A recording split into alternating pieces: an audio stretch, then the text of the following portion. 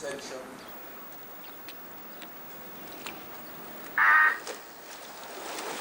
Good start there, and we've got a very, very interesting race ahead of us. It's Nekova here who is going to be really the one to watch. She's a high-rating sculler, and she's not a big sculler, but she has dominated the World Cup season. She just took the world champion Katerina Ruchau apart in Lucerne. She was fantastic, and she's going to be the interesting one. And Italy, of course, not used to seeing Italian women on this at this kind of level, and she's done very well to get to the final here. Elisabetta Brugo. Indeed she has. Teammate last year, Erika Spinello, managed to finish 6th, so Brugo will be looking to perhaps at least notch one place higher. But here is the Olympic champion, Dan, Ekaterina Karsten, who this season is doubling up in the Belarus quad, so more work to do. Well, she doubled up last year as well and came 3rd in both, and she seemed not really to be at the top of her form. I think she doesn't really like doubling up. She's living in Germany and sculling for Belarus, and I think that probably stretches her a little bit far. Sculler from China, Zhang, she really has been doing very well. She's been training in Sweden, and she's been moving very, very well indeed. But the person to watch really is Nekova and, of course, Karsten, the Olympic champion. Yeah, it's Karsten on the far side there, who's just about got the advantage over Nekova. But Nekova, of course, in that memorable battle in the Sydney Olympics, just denied by 100th of a second by Ekaterina Karsten after a wait of some 20 minutes there. We thought it was going to be a dead heat, but they don't do such things, and Nekova was the loser. Look at that. We've only not even got to 500 meters, and both of these scullers are a length up on the world champion. Indeed, through the first quarter, Ruchau going through in 3rd place, ahead of Zhang, with Lavina and the Italian at the back of the field. Well, she's got nothing to lose, and in a sense, Nekova's got no pressure on her, Dan. Well, no pressure at all, except that she's just sculling very, very beautifully. Pretty high rating there, 33 strokes a minute. She's not a big, powerful person, but she's she moves her boat beautifully. Just see how she sits low. She's very accurate at the front end of the stroke. And Ruchau, really, she's got an awful lot to do here now. She's a good length and a half down on both scullers in 3rd place. Usually a very confident sculler, but she hasn't been going quite so well this season. Yes, her victory last year was very easy, and she's known all the season that this would be much, much tougher. And Nekova now pulling it out as we see for the first time the youngest, the 23-year-old Russian Yulia Lavina, already with an Olympic bronze and a world silver medal in her collection. Yeah, she's not doing too well. She's trailing a little bit at the back here. But it's interesting, just on the far side there, it seems as if Karsten has rather given up on Nekova. Her rating's gone right down over there, and she's sitting in 2nd place, but she's not really trying to match Nekova, who is now flying. She's moved right away to about a length and a half, and look at this. She just sits there, good lie back, sends the boat at the finish, and no bounce at all on this rather choppy water. She's moving very well indeed. Meanwhile, Zhang getting a little bit closer to Ruchau to battle it out for the bronze medal perhaps here, so that would be a real turn-up.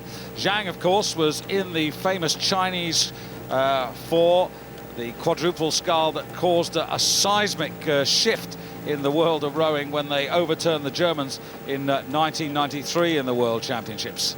Yeah, that was the only time that Germany has ever lost the quad. They've been dominant since 1984, and that was an extraordinary reversal there when China did so well.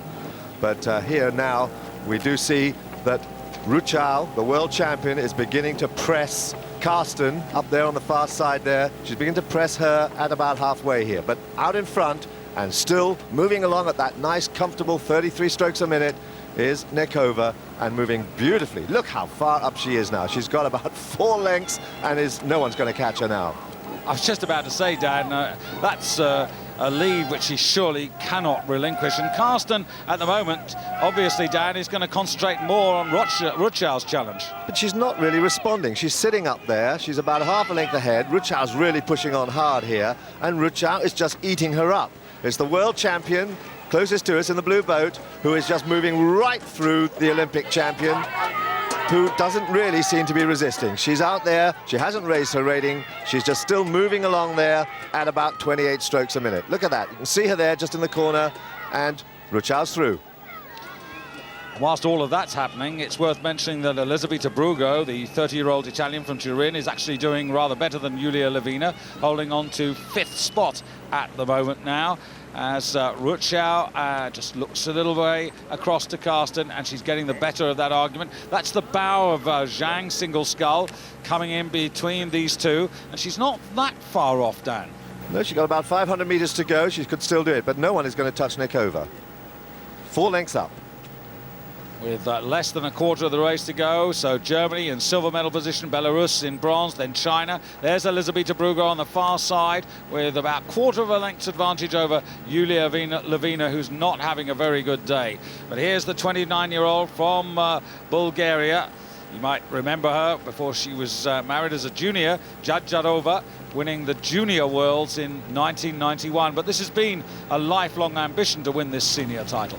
Absolutely has, especially after that Olympic final. But I think Karsten has finally woken up a little bit. She just lifted her rating there. You can see how poppy the water is. It's bouncing around. It's nice to get out in front like that when you've got difficult water up ahead, because you can look back on the field, and any mistake you make, you know that it's not having such an effect on you. But here now, Rutschau trying to hold on to 2nd place. And finally, I think it's pride there with Karsten. She's leapt into action and she's now pushing back. She's such a powerful sculler, Karsten. She can't really enjoy watching people coming past her. But now it's a battle. She's really trying to fight off Zhang for the 3rd place. And Zhang is coming so fast there onto Karsten. Yes, this is a great finish here. Rutschau just looks across at the moment, looking solid but concerned, because the other two are really flying at her now. And there's still enough time, because Karsten has really raised the rate here, and Rutschau looking just slightly uncertain of herself there, as Karsten continues to make progress here. Zhang's run seems to halt, but Karsten's is still running there. Nekova almost at the line and almost world champion, but Rutschau under real pressure now. The line coming up, but watch for Karsten at the top of your picture. She's through Rutschau, who hasn't been able to respond to that last sprint from Ekaterina Karsten, who gets the silver, with Zhang just a length away in 4th place. What a great win there for Nekova. What a fabulous result. And after 1 year off, to have a baby, she's back on top. But what a wonderful finish for Karsten. And look at that time, 7:07.71, and that is 3.97 seconds inside Karsten's world best time set at the St. Catherine's World Championships in 1999.